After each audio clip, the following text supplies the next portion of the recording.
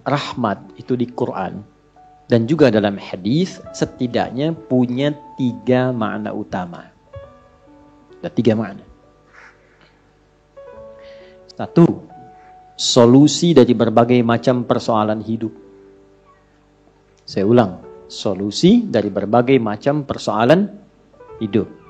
Itu diantaranya ditemukan di Quran surah kedua Al-Baqarah di ayat 157.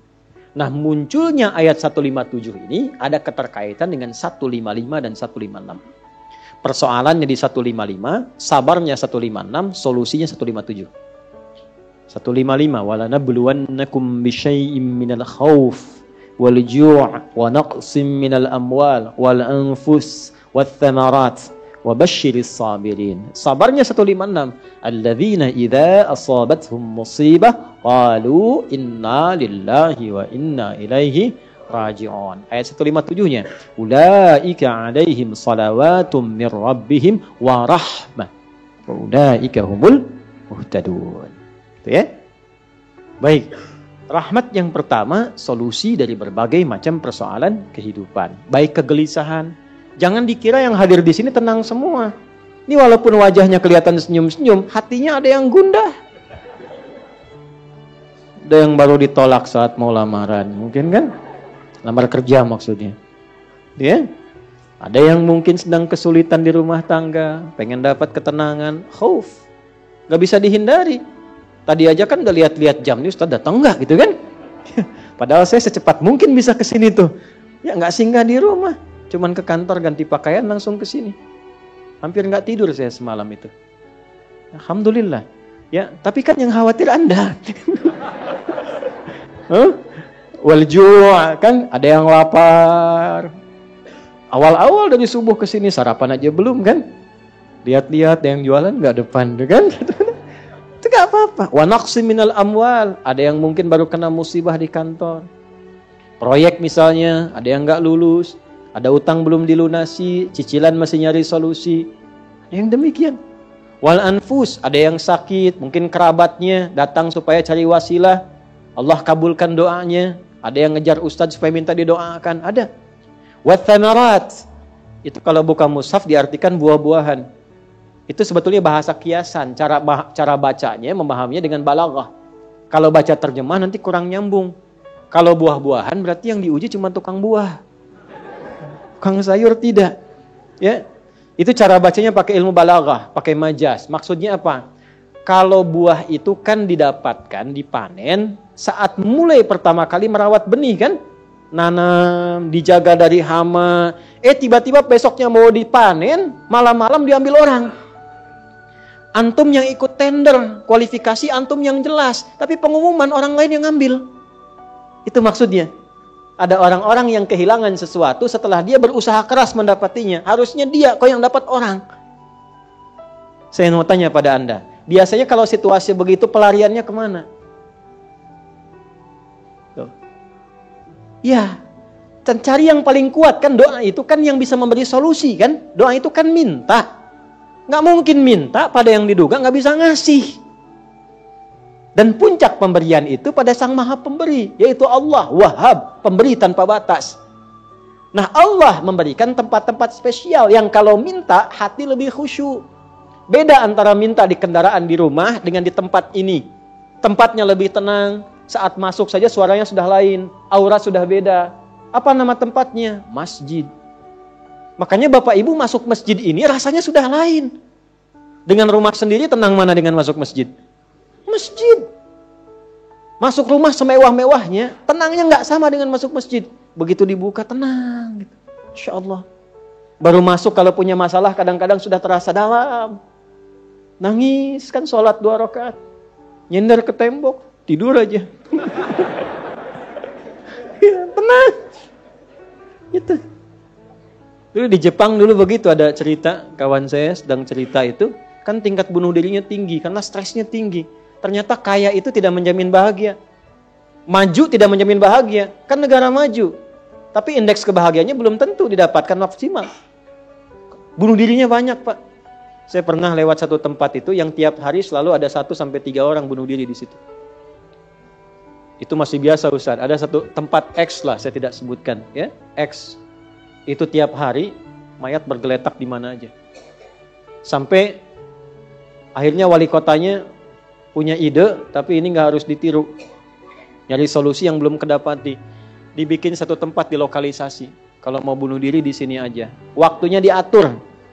Jam 9 sampai jam 11, jam 2 sampai jam 3. Kalau lewat situ datang, tunda besok. Diatur. Ya. Ini kisah nyata, satu kali ada orang kemudian pengen datang ke situ ketemu sama orang Islam. Mau kemana Pak? Bahasa kita lah, bunuh diri katanya. Jam berapa? Jam 1. Ini kan belum. Belum. Ikut saya aja dulu. Takut terlambat nih. Bener. Takut terlambat. Nanti kalau Anda merasa rugi, saya ganti apapun itu. Akhirnya ikut. Begitu ikut dibawa ke masjid, ya Allah. Dibawa ke masjid. Itu cuma duduk tunggu di luar, sedang ada pengajian. Duduk, begitu masuk, duduk ketiduran. Tidur, selesai pengajian, dilihat lagi sama yang muslim ini. Kok enak banget tidurnya. Ya kan? Tidurnya, mau dibangunin gak enak. Sampai lewat lah batas bunuh diri itu. Karena lewat gak enak. Dibangunkan, bangun. Katanya, wah bangun kan. Begitu bangun, minta maaf lah si muslim. Saya minta maaf betul-betul. Karena melihat Anda begitu nikmat tidurnya, saya tidak mampu membangunkan Anda. Ini sudah lewat jam bunuh diri katanya. Tapi menariknya kata orang ini, nggak apa-apa. Ini tempat apa katanya? Tempat apa? Ini masjid. Kenapa? Saya itu ingin bunuh diri karena saya sudah berhari-hari nggak bisa tidur. Jadi dia menyimpulkan kalau bunuh diri itu udah mati, udah tidur aja. Gitu, saking nggak bisa tidurnya. Tapi kok bisa di tempat ini bisa tidur? Dia belum kenal jamaah Andor.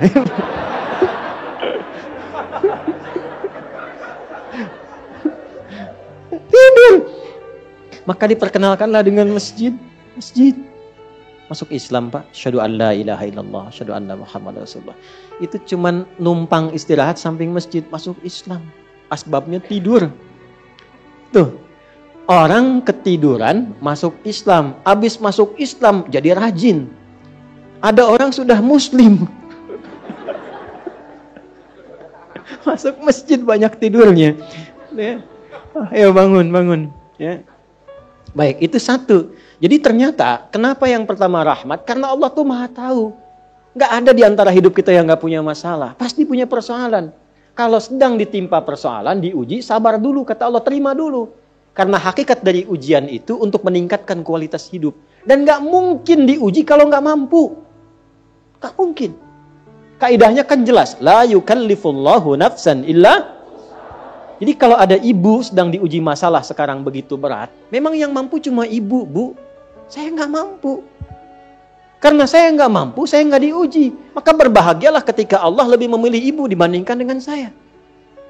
Sabar dulu. Dan hikmahnya apa? Ada nanti sesuatu yang besar di depan, yang butuh kesabaran lebih. Kalau yang sekarang nggak lulus, ke depan itu sulit untuk dihadapi. Karena itulah ditingkatkan kualitas terima dulu, tapi kan nggak usah lama-lama.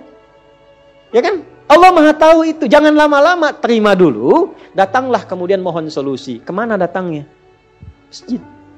Maka dari itulah ketika masuk, Anda mengatakan, Allahumma ftah li abwaba rahmatik. Di antara itu minta solusi. Makanya ketika masuk merendah, sholat 2 rakaat, begitu sholat, mintalah sesuai kebutuhan Anda yang dirasakan pada saat itu. Itu fikihnya. Nah kalau nggak tahu fikihnya, nanti itu nggak kepake, sayang, peluang hilang. Padahal mungkin itu cara Allah untuk bisa mengabulkan apa yang kita mohon. Jelas? 1. 2, itu ampunan dari dosa yang sudah berlebih.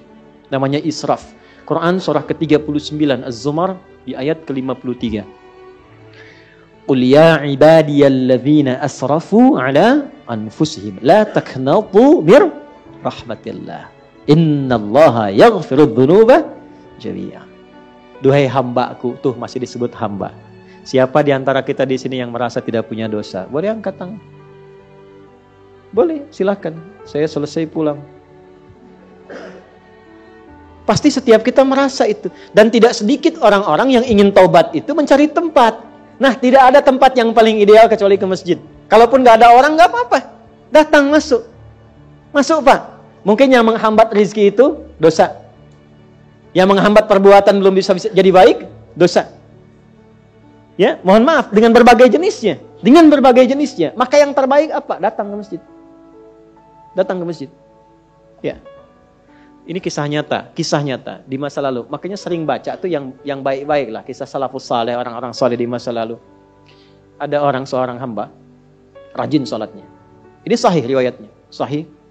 Rajin salat. Tapi yang menarik tertuliskan, ya, ketika malaikat itu mendapat informasi, di aras tertuliskan. Ini termasuk bagian dari ahli neraka. Tapi salat. Perhatikan ya, perhatikan. Ini nanti terkait juga dengan hadis, kalau Anda baca Al-Arba'in, nomor hadis yang keempat itu. Ya, terkait dengan bab takdir. Bagaimana kemudian ikhtiar seorang hamba itu, ya, menjadikan ia berubah dari salah menjadi soleh. Dan sangat dicintai oleh Allah. Oke? Maka apa yang terjadi? Bapak Ibu sekalian, ketiba kemudian, si malaikat itu, ini kisah sahih yang sampai, lalu menyampaikan, kasihan pada orang ini, kok kelihatannya ibadah tapi tertulis ahli neraka. Maka disampaikan dengan cara yang Allahu a'lam, apakah menyamar atau bagaimana, tuliskan. Kamu kok terus-terusan sholat? Padahal belum tentu baik di mata Allah. Belum tentu menjadi bagian ahli surga. Perhatikan jawabannya. Tujuan saya sholat ini bukan karena surga atau neraka. Tujuan sholat ini bukan karena saya dipandang baik atau buruk. Tapi tujuan sholat ini saya ingin mengagungkan Allah Subhanahu wa ta'ala. Perhatikan. Dan nanti ini menjadi cara bagi seseorang yang ingin bertobat. Jadi kalau ingin bertobat, tobatnya ingin benar, carilah perhatian Allah. Yang penting ridha Allah. Terus saja tobat. Tobat sampai merasakan kenikmatan tersambung dengan Allah. Itu maksudnya. Jadi begitu keluar kalimat itu yang mengguncang arsy. Itu yang dijadikan oleh Allah pelajaran. Bahkan pada alam malaikat untuk mengenal bagaimana rahmat Allah itu diberikan. Mudah bagi Allah membuka, merubah, memutar, mudah. Tapi Allah ingin memberikan pelajaran bahkan di alam malaikat bagaimana kasih Allah diberikan. Begitu kalimat itu muncul, apa yang terjadi? Maka berubahlah di arsy namanya menjadi ahli surga. Ini riwayat sahih. Berubah menjadi apa? Ahli surga. Padahal Allah tuh maha mengetahui, gampang aja tinggal dirubah ahli surga, tidak. Tapi Allah ingin memberikan informasi bahkan di alam langit kepada para malaikat betapa tingginya rahmat Allah memberi kesempatan pada setiap hambanya untuk kembali kepada Allah dalam kebaikan. Dan itu disebut hamba. Disebut hamba. Karena itu Allah begitu mencintai ketika ada pelaku maksiat, dia pengen taubat, itu begitu dicintai. Dan statusnya naik lebih tinggi. Ini yang menyebabkan ayat ini turun. Qul ya ibadiyalladzina asrafu ala anfusihim. Ini yang menyebabkan itu menunjukkan rahmat Allah. Hai hambaku, betapa besar pun kau pernah berbuat dosa, sepanjang masih hidup belum tiba ajalmu, jangan pernah putus asa untuk mendapatkan rahmatku. Pakai rahmat. Rahmat di sini mencakup Rahman dan Rahimnya Allah Subhanahu wa taala. Karena itu kalau Anda pernah berbuat salah, kita, jangan malu untuk kembali. Kalaupun malu dilihat orang, Allah menyiapkan tempat yang tidak semua orang bisa ke situ. Datang ke masjid. Mohon, minta salat 2 rakaat. Minta kebaikan kepada Allah sampai hati mendapatkan ketenangan. Jelas di sini? Baik. Dan yang ketiga, ini yang paling juga banyak dimohonkan, ya. 1, solusi. Yang kedua apa? Ampunan dari dosa yang begitu melimpah, ya. Dan yang ketiga, rahmat yang ketiga, kasih sayang yang memudahkan jalan-jalan kehidupan dunia sampai akhirat. Yang ketiga, semua kita pasti ingin mendapatkan kemudahan, kenyamanan, bukan cuma dunia sampai dengan akhirat. Kasih Allah yang memberikan kemudahan dunia disebut dengan Rahman, kasih Allah yang memberikan kelapangan akhirat disebut dengan Rahim. Itu kita baca setiap hari. Bismillahirrahmanirrahim. Maka ketika masuk ke dalam masjid, mohonlah kepada Allah 1 dari 3 kemuliaan ini. Kalau ustadznya belum datang, itu manfaat besar. Boleh jadi banyak permohonan, ayo lekatkan di situ, optimalkan. Dan di situ mungkin peluang terbesar untuk mendapatkan apa yang kita inginkan. Jadi, begitu Bapak Ibu mendapatkan 1 dari 3 itu, keutamaan bukan? Keutamaan bukan? Hah? Istimewa tidak? Dalam bahasa Arab, sesuatu yang istimewa, sesuatu yang utama disebut fadlun namanya. Makanya Sulaiman alaihissalam ketika dipuji karena hebatnya, istimewanya, bisa menaklukkan awan, Itu kan sebelum Songgoku dan Songgohan dengan awan kintonnya itu yang fiksi, Nabi Sulaiman tuh betul-betul nyata. Tapi ketika dipuji apa yang beliau katakan? Hadza min fadli rabbi fadlun. Itulah sebabnya kalau bisa jangan dulu keluar sampai merasakan rahmat Allah ada dalam diri kita. Begitu keluar, Anda keluar dengan kaki kiri dengan mengatakan Allahumma inni as'aluka min fadli. Ya Allah, saya ke masjid seperti apa yang Kau perintahkan, saya datang. Saya memohon seperti apa yang Kau tunjukkan lewat Rasulmu, saya lakukan. Ya Allah, Engkau minta ini, saya kerjakan. Engkau minta berdoa, saya doa. Kau minta alirkan air mata, aku alirkan. Maka mohon ya Allah, jangan biarkan aku keluar dari rumahmu ini, kecuali Engkau kabulkan apa yang aku mohonkan, sesuai dengan janji yang Engkau tetapkan sebagai kemuliaan darimu. Ya Allah, saya mohon kemuliaan darimu.